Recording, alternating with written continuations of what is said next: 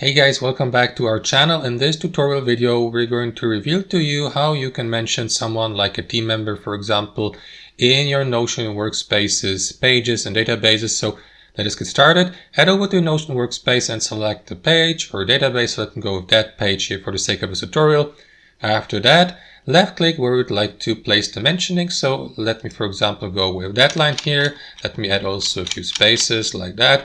And what you want to do after that, guys, is simply give Notion to command add, just like that on your keyboard. And after that, simply pick the team member from that list of people suggested here. Like, for example, that user, or you may, for example, invite someone.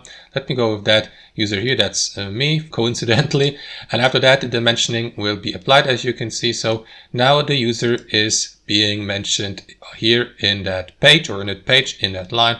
So that's it, guys. That's how it works in practice. I hope you enjoyed this video, got some value from it, and we'll see you next time on our channel.